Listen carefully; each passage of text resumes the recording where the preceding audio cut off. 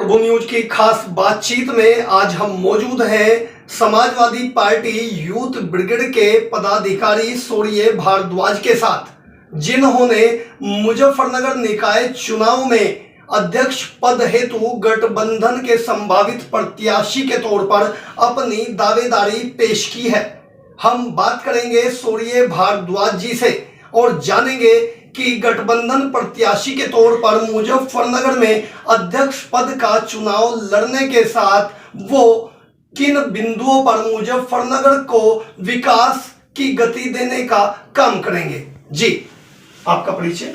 नमस्कार, मेरा नाम शौर्य भारद्वाज है। सूर्य जी कहाँ के रहने वाले हैं? मैं मुजफ्फरनगर के दक्षिणी कृष्णापुरी मोहल्ला है, मैं वहाँ का रहने वाला हूँ। सूर्य जी, अचानक जैसे आप छात्र राजनीति से जुड़े रहे हैं और सक्रिय राजनीति में भूमिका निभाने के साथ आपने मुजफ्फरनगर पालिका चुनाव में गठबंधन से अध्यक्ष पद का चुनाव लड़े जाने को लेकर मन बनाया है। क्या करना चाहते हैं अपने मुजफ्फरनगर शहर के लिए? मैं मुजफ्फरनगर शहर के लिए देखे सोचा तो बहुत कुछ है, पर जो मेन मुद्दे रहेंगे, एक तो लावारिस गौ माता है जिसपे मुहिम चलाई जाएगी मुजफ्फरनगर के अंदर। उनके लिए खाने का, उनके रहने का सही से करा जाएगा। उसके बाद मुजफ्फरनगर में थोड़ा सा विकास भी होगा। अब फिलहाल के हालत ऐसी हो रही है जैसे 10 साल से भाजपा की चेयरमैन है और जी अभी थी तो कांग्रेस की, वो चली गई भाजपा में। भाजपा के जो केंद्र मंत्री हैं संजीव बालियान और जी राज्य मंत्री कपिल देव अग्रवाल दूसरे किसी पार्टी के चेयरमैन को काम नहीं करने देते, वे प्रेशर बना के रखते हैं परमानेंट। और वो उसी प्रेशर के चलते जो फिलहाल हाल ही में चेयरमैन है वो भारतीय जनता पार्टी में चली गई है। अब 10 साल से यहाँ कोई विकास नहीं हो रहा है। अब हम सोच रहे हैं कि युवा आएगा, इस वजह से फिर विकास की धारा बढ़ेगी। सूर्य जी, मैं आपसे जानना चाहूंगा अपने दर्शकों के लिए कि पूर्व मुजफ्फरनगर पालिका में 2 बार कांग्रेस के चेयरमैन यहाँ जीते हैं। अगर बात की जाए 2012 से 17 वाले कार्यकाल की, तो उस वक्त पंकज अग्रवाल जी मुजफ्फरनगर कांग्रेस के सिंबल पर चेयरमैन बने थे। बात की जाए 2017 से 2022 के कार्यकाल की, तो उन्हीं के परिवार से उनकी चाची अंजू अग्रवाल जी कांग्रेस के सिंबल पर चेयरमैन का यहाँ दावेदारी पेश करते हुए चेयरमैन बनी थी, लेकिन उसके बाद उन्होंने भारतीय जनता पार्टी में सदस्यता ग्रहण की। आपने बताया है कि पिछले कार्यकालों में मुजफ्फरनगर में वो कार्य नहीं हो पाए जो जनहित में नगर पालिका द्वारा किए जाने थे। तो मैं यहाँ अपने दर्शकों के लिए आपसे जानना चाहूंगा कि अंजू अग्रवाल या पंकज अग्रवाल के इस 10 वर्षीय कार्यकाल में आप पालिका क्षेत्र में क्या कमी महसूस करते हैं? देखिएगा, पालिका क्षेत्र में बहुत सी कमी है। जर्जर सड़कें हैं, गंदगी है और हर चौराहे पे आप जाके देखिएगा कूड़े का ढेर लगा हुआ है। इस कूड़े के ढेर की वजह से बहुत सारी बीमारियां पैदा होती हैं और अतिक्रमण का भी बहुत ज्यादा विरोध करता हूँ मैं। इस बार अतिक्रमण बहुत हो रहा है, तो इनका मुझे सही नहीं जी, चेयरमैन महोदया कहती हैं कि मुजफ्फरनगर में ट्रैफिक व्यवस्था पर नियंत्रण किए जाने को लेकर उन्होंने पूरे शहर में रूट डाइवर्जन किए हैं। साथ ही मुजफ्फरनगर की सड़कों को डिवाइडर से पूरी तरह सेटअप बनाया हुआ है। डिवाइडर लगे हैं, नियंत्रण करने का अतिक्रमण पर भी प्रयास किया गया है, ट्रैफिक डाइवर्जन भी किया गया है। तो इससे आप कितना सहमत है, कितने % यह कार्य सफल साबित हुआ है? इसमें मैं बस इतना कहना चाहता हूँ कि जो चेयरमैन है वो एक बार आए और मैं उन्हें अपने ही यहाँ की शिव चौक के हाल से दिखा दूंगा अतिक्रमण पर कहाँ रोक लगी है। जाके देखिएगा, पैदल चलने वाले भी परेशान है, बाइक वाले परेशान है और 4 व्हीलर वाले तो हैं परेशान। और जो प्रशासन है, प्रशासन भी खड़ा हुआ बस तमाशा देख रहा है, कुछ ध्यान नहीं है प्रशासन का भी।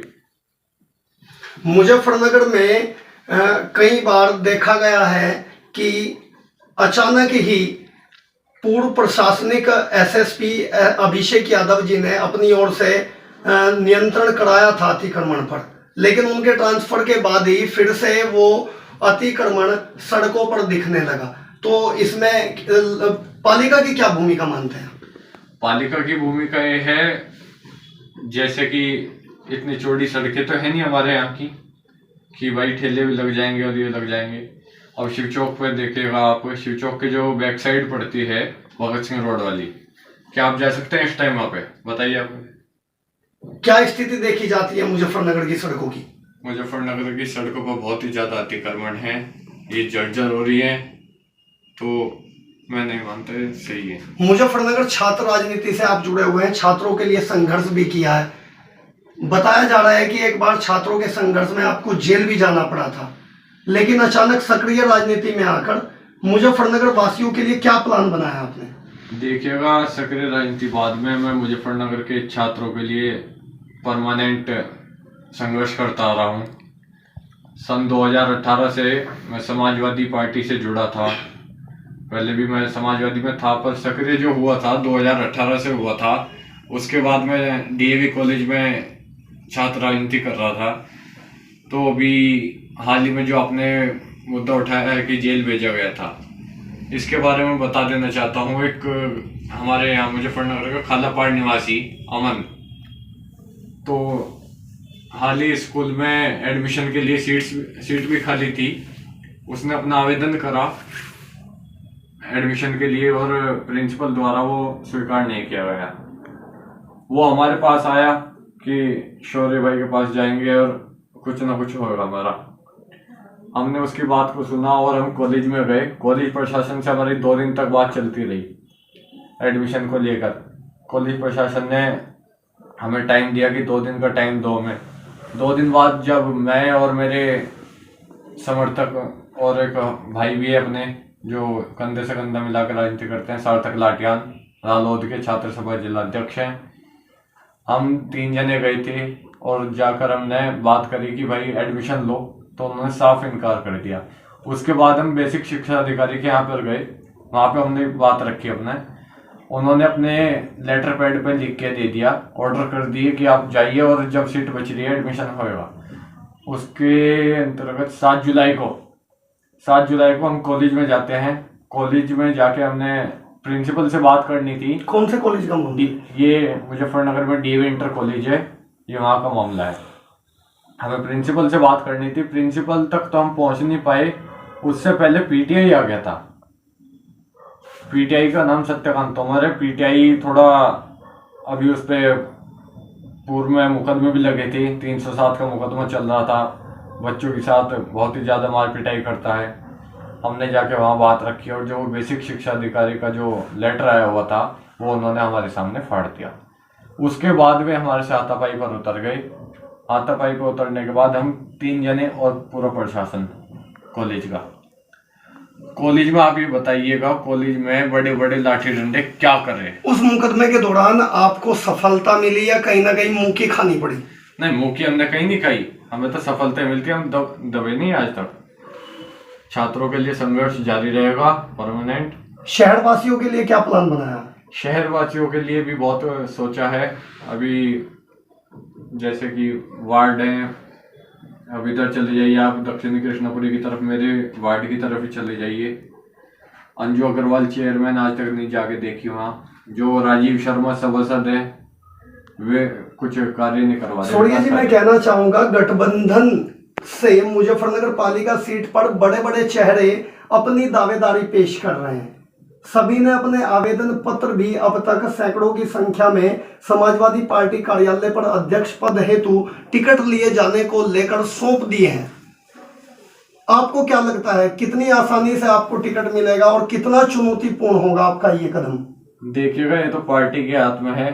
पार्टी के लिए जो मैं बता दूं आपको, ऐसे ऐसे आवेदन आ गए हैं वहां पर जो पार्टी में दिखे नहीं 5-5 साल से। विधानसभा चुनाव हुए उसमें नहीं दिखे, अब आवेदन के लिए आगे आ गए हैं। ये तो पार्टी को सोचना होगा। पार्टी के जो हाईकमान है, माननीय राष्ट्रीय अध्यक्ष जी अखिलेश यादव जी, नरेश उत्तम पटेल साहब, और जो पार्टी के यहाँ के जिला अध्यक्ष हैं प्रमोद त्यागी जी, ये तो उन्हें देखना होगा कि जो संघर्ष करते आ रहे हैं उन्हें मौका मिलना चाहिए एक बार। अभी आपने मेरे साथ देखा सूर्य भारद्वाज जी जो गठबंधन प्रत्याशी के तौर पर मुजफ्फरनगर से अपनी दावेदारी पेश कर रहे हैं।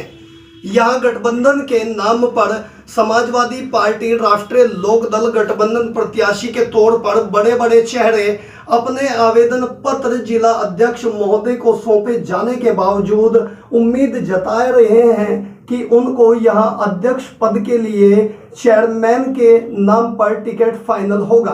तो उसी एक बड़े सर्किल के बीच में सूर्य भारद्वाज यूथ ब्रिगेड युवा विंग के पदाधिकारी ने भी अपनी दावेदारी पेश करते हुए आज प्रभु न्यूज से साक्षात्कार कर मुजफ्फरनगर शहर को उत्तम शहर बनाए जाने को लेकर अपना प्लान साझा किया है। जल्द ही लौटेंगे नए कार्यक्रम के साथ। कैमरामैन सचिन कुमार के साथ मैं मोहित कल्याणी, प्रभु न्यूज मुजफ्फरनगर।